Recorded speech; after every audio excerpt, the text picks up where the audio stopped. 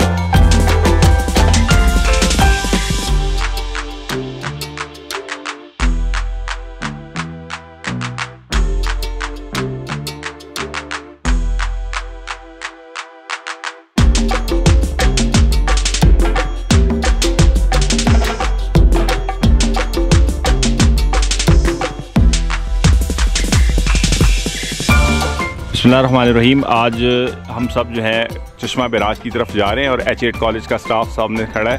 तो ये एक बहुत ही खूबसूरत साइट है। मियाँ वाली से तकरीबन 30 से 35 किलोमीटर के फासले पर पाकिस्तान में कुल 6 बेराज हैं, जिनमें से ये मियाँ वाली कुनिया के मुकाम पर बनाया गया। तो तमाम लोग जो हैं सबको वेलकम जी, और इंशाल्लाह दुआ है कि अल्लाह ताला हमारा सफ़र जो है वो मुबारक करे।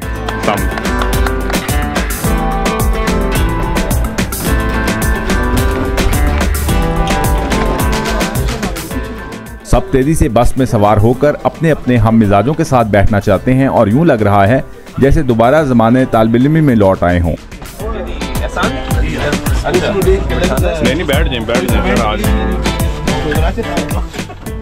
तमाम प्रोफेसर हजरात के चेहरों से खुशी अयां है। लगता है अरसा दराज बाद घर से निकलने की वजह से सब पुरजोश हैं।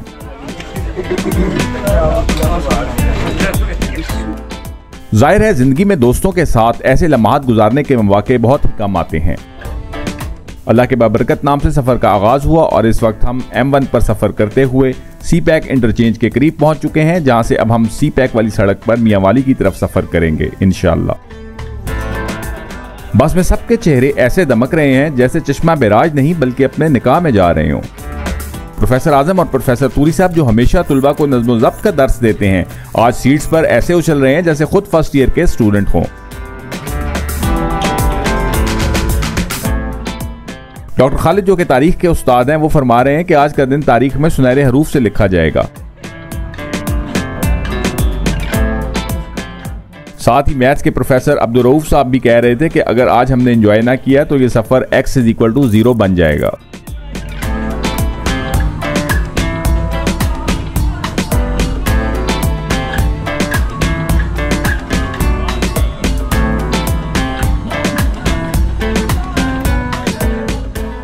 कंप्यूटर के जफर साहब तो तिरछी नजरों से वसीम राजा का स्कैन कर रहे हैं।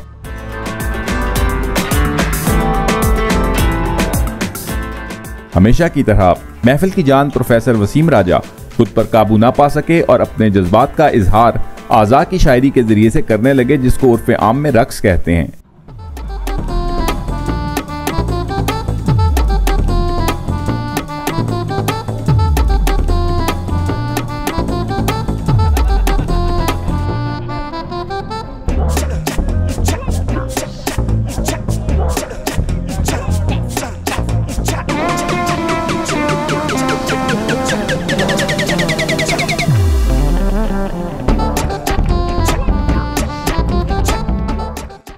तो इस हंसी खुशी में वक्त का अंदाज़ा ही नहीं हुआ और बाहर देखा तो पता चला कि हम दाऊद खेल इंटरचेंज के करीब पहुंच चुके हैं, जहां से अब हमने C-पैक को खैराबाद कहकर मियाँ वाली रोड पर आना है।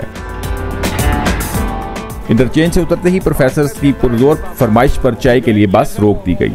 मजा आया है भी नई जगह सबके लिए, ज्यादातर लोगों के लिए। क्यों वसीम भाई, कैसा लगा जी? सर जबरदस्त, बेटा मजा आया यो ब्रो। तो इस वक्त हम रुके हैं ये रोखड़ी के करीब मियाँ वाली से कुछ पहले न्यू सखी दरबार होटल चाय के लिए, और इंशाल्लाह यहाँ से मजीद 1.5 घंटे का रास्ता। किन की सर? हम सीनियर बंदों को तो आप सर आप बताएं, आप कैसा लगा सर? आप जी बड़ा ज़बरदस्त है जनाब, आपकी रहनुमाई में हम जा रहे हैं, माशाल्लाह बड़ा अच्छा सफ़र है। लेकिन थोड़ा सा ये है कि इसमें टाइम हमें ज़्यादा लग रहा है, कोई 1 डे ट्रिप के लिए तो वो थोड़ा सा 1 डे ट्रिप के लिए हाँ सर, थोड़ा अर्ली निकलते घंटा पहले तो फिर बहुत अच्छा था, लेकिन सब फासला काफ़ी ज़्यादा है असल में। हमारे इमाम साहब आज बहुत चुप करके बैठे हुए हैं जी। क्यों सर? सर यार बड़ा मज़ा आ रहा है। नहीं थके नहीं, वैसे ही मतलब सफ़र करके आए हैं तो ज़रा अब बैठे रिलैक्स होने के लिए मज़ा आ रहा है। चले सर। और सर आप लोग ठीक ठाक फिट चल रहे हैं? बहुत ज़बरदस्त। किसी ने नहर देखनी है तो सर वो सामने ऊपर खाल के नाल। तो ये सामने ही जो जिना बिराज से नहर निकाली गई है वो देखने के लिए अभी हम रोड क्रॉस कर रहे हैं। जब तक चाय बनती है तो वो नहर हम देख कर आते हैं, और इसी नहर से तो थल को जो डेजर्ट है उसको सैराब किया जाता है, और थल के डेजर्ट में जो आपको ग्रीनरी नज़र आती है वो इसी नहर की वजह से। तो चलें आपको चल कर आगे दिखाते हैं। बकौल कतील शफाई, चंद लम्हे जो दोस्तों के साथ कटे, चंद लम्हे जो दोस्तों के साथ कटे, जिंदगी भर वही हसीन रहे। ये धूप उधर से पड़ रही है, इधर से इस तरफ। क्यों सर आप लगता है आप घर से तंग आए हुए हैं सर? तो स्वाद वाली यार वही स्लीपर है। पहले रिटायर ये जोकर भी स्लिपी हो रहा है। अच्छा वाली साहब पे ठीक है सर। इमरान साहब ना करें ये सर वो आपके जूते नहीं है। इमरान साहब जूते ठीक नहीं है आपके। जूते ठीक है इमरान साहब, आपको वैसे स्टूडेंट्स की बड़ी बदुआएं हैं। एहतियात करें सर।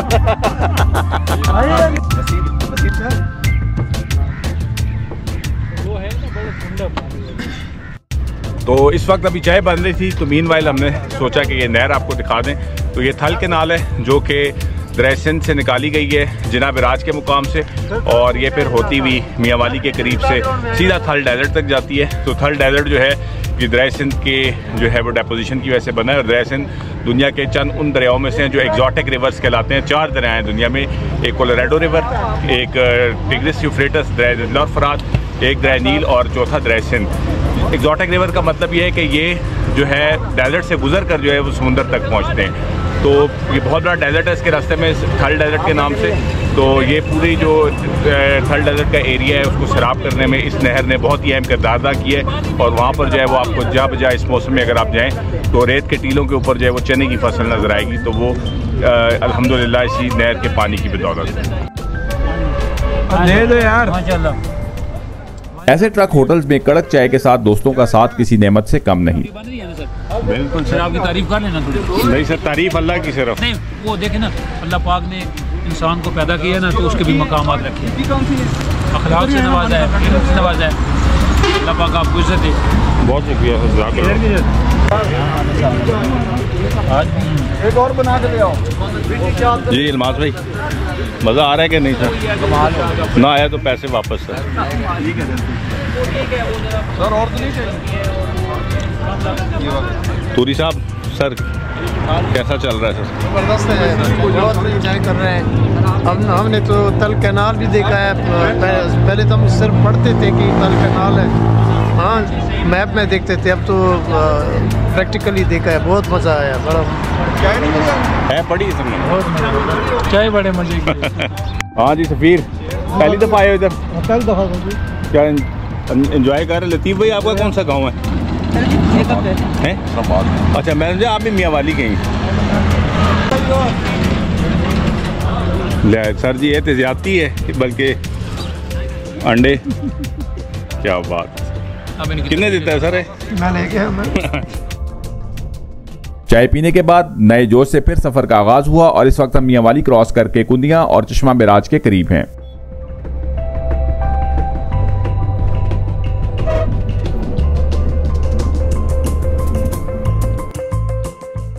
अब तो चश्मा बिराज की नीलकू झील हमारे बाएं जानिब एक वसी समुंदर की तरह दिखाई दे रही है।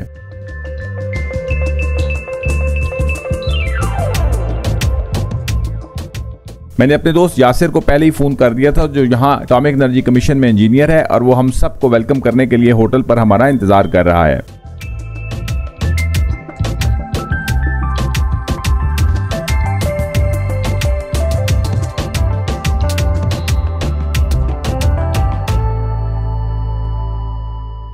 यासिर भाई ने हमें खुश आमदेद कहा और तारुफ का सिलसिला जारी हुआ।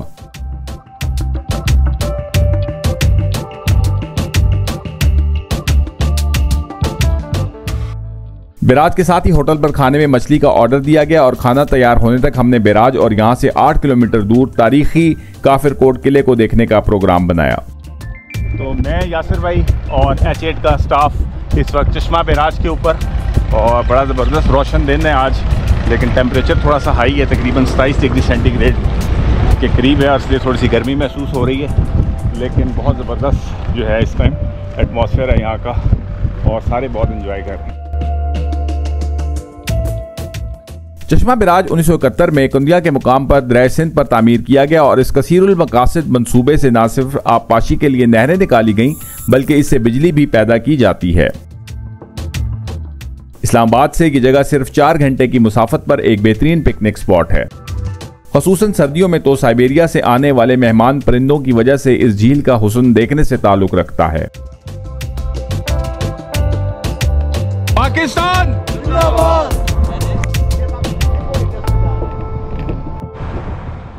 सामने चश्मा झेलम लिंक कैनाल दिखाई दे रही है, जिससे इजाफी पानी दरिया सिंध से दरिया झेलम में डाला जाता है। इस बैराज की पनबिजली पैदा करने की कुल पैदावारी सलाहियत 184 मेगावाट के करीब है। अब हम कुंडल मोड़ की तरफ मैवे सफर हैं, जहां से बाएं जानिब सड़क डेरा इस्माइल खान, जबकि दाएं जानिब कुंडल से होती हुई लक्की मरवत और ईसा खेल जाती है।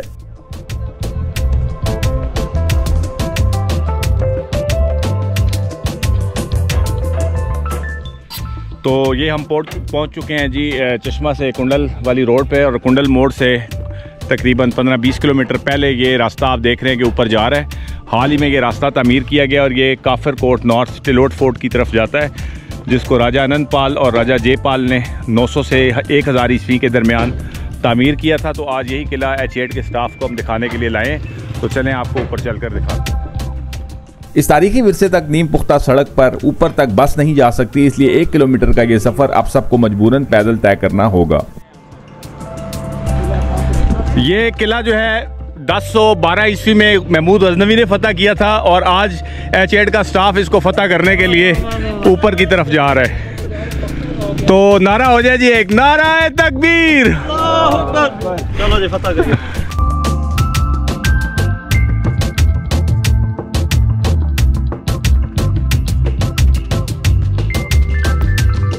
क्यों सर, कैसा लग रहा है? चढ़ाई तो नहीं ज्यादा? रहू साहब सर फिट आ रहे हैं माशाल्लाह, जबरदस्त। आज शॉर्टकट ना लगाएं। तो इस वक्त हम नहीं है, थोड़ी साथ लेके गए ऊपर जा रहे हैं टिलोट फोर्ट की तरफ, इसको नॉर्थ काफिर कोट कहते हैं। तो ये एक बहुत बड़ा स्पेसिमेन मौजूद है लाइमस्टोन का, और इसमें आप देख सकते हैं कि जगह जगह आपको ये वाइट कलर के जो पत्थर नजर आ रहे हैं, एक्चुअली ये फॉर्मेनिफेरा और सिपियों के फॉसिल्स हैं, जो तकरीबन 6 करोड़ साल पुराने हैं। आज से 6 करोड़ साल पहले ये पूरा इलाका एक समुंदर था, जिसको टेथिस कहा जाता था, और यूरोप और एशिया में उस टाइम कोलिजन नहीं हुई थी। तो ये यूरेशियन प्लेट और इंडो ऑस्ट्रेलियन प्लेट जब आपस में कोलाइड हुई है, तो ये पहाड़ी सिलसिले वजूद में आए हैं, और ये जो समुंदर खत्म हुआ, तो उस दौर में समुंदर में जो मैरीन लाइफ पाई जाती थी, वो लाइमस्टोन में जो है वो लैंड की अपलिफ्टिंग वगैरह हुई, और जाहिर है कोलिजन हुई है, तो उससे फिर अपलिफ्टिंग हुई है। ये सर देखिए, ये पत्थर, ये सर वो आयरन है, वही आयरन ऑक्साइड है। ये सारे लाइमस्टोन के ब्लॉक्स हैं, ये भी हम देखते हैं। तो ये हम पहले बेस्टियन तक पहुंच चुके हैं, और किले की दीवार से अब हम अंदर दाखिल हो रहे हैं। तो चलें आपको आगे दिखाते हैं इंशाल्लाह। काफिर कोट शुमाली का यह किला हिंदू शाही दौर के राजों का एक मजबूत हसार था। काबुल शाही के जवाल के बाद, जो कि बुद्ध मत के पैरोकार थे, इस तहजीब का अरूज 8वीं सदी से लेकर 11वीं सदी ईस्वी तक था। बाद में महमूद गजनवी के हमलों के बाद इनका जवाल शुरू हुआ। यहाँ हिंदू शाही राज की मजबूत फौजी छावनी और मंदिर थे। तो ये वो टेंपल है, पहला टेंपल, दूसरा टेंपल इसका नॉर्थ काफिरकोट के लोड फोर्ट का सारा स्टाफ हमारा H8 का टेम्पल्स के आगे जमा है। और ये कंजूर स्टोन से बनाए गए इन टेम्पल्स की ख़ास बात ये है कि ये जो कंस्ट्रक्शन स्टाइल है इसको कश्मीरी कंस्ट्रक्शन स्टाइल कहते हैं। ये कश्मीर से ये आर्ट आया था यहाँ पर, जो उस दौर के हिंदू राजे थे वहाँ से कारीगरों को लाए थे। तो इस किस्म के टेम्पल सिर्फ आपको सॉल्ट रेंज पर मिलेंगे। अब आप इनके अगर स्ट्रक्चर देखें, आप पूरे नेट पर जाकर सर्च करें, आपको पूरे दुनिया में जो ऐसा पैटर्न है वो स्वाय कश्मीर के और सॉल्ट रेंज के कहीं पर भी नहीं मिलेगा। तो ये ख़ास पैटर्न था हिंदू शाही दौर का, जिसमें कश्मीरी स्टाइल जो है वो अपनाया गया है। ये कला कई सदियां बीत जाने के बावजूद हिंदू शाही राज के अरूजो ज़वाल का गवाह है। इन रुबा ज़वाल मंदिरों और तारीखी इमारतों के खामोश पत्थर सदियों से तारीख की गर्द में दबे हुए अपनी दास्तान सुनाने के मुंतज़िर हैं।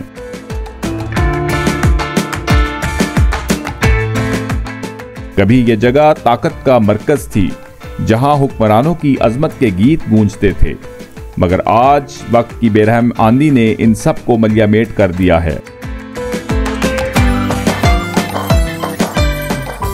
वो मंदिर जो कभी देवताओं की मूर्तियों को थामे खड़े थे, आज खुद जमीन बोस हो चुके हैं।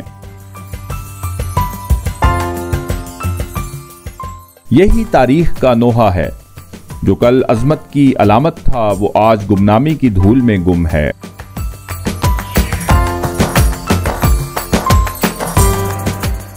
किले पर कुछ खूबसूरत और यादगार लम्हात गुजारने के बाद सारा स्टाफ हसीन यादों और खाली पेट के साथ होटल की जानिब जाने के लिए बेताब है, क्योंकि अनमेड यादों ने मेंटल सेटिस्फेक्शन तो दे दी, अलबत्ता पेट की भूख के लिए चश्मा की मछली हमारा इंतजार कर रही है।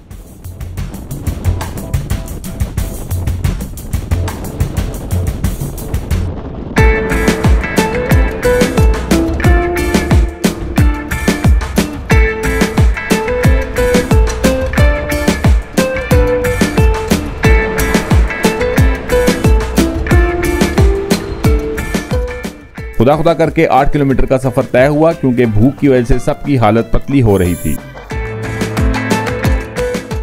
झील किनारे ही होटल पर एक पुरतकल्लफ खाने का एहतमाम किया गया।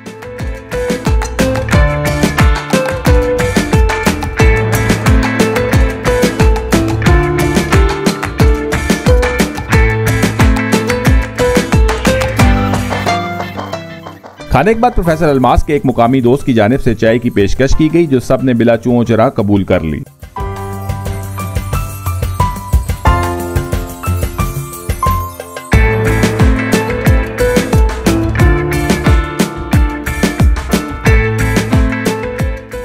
चश्मा बेराज के किनारे H8 कॉलेज के असातिज़ा के चेहरों पर मुस्कुराहटों की रोशनी थी, मगर आंखों में एक हल्की सी उदासी झलक रही थी। वो उदासी जो हर हसीन सफर के आखिर में दिलों में गूंजती है।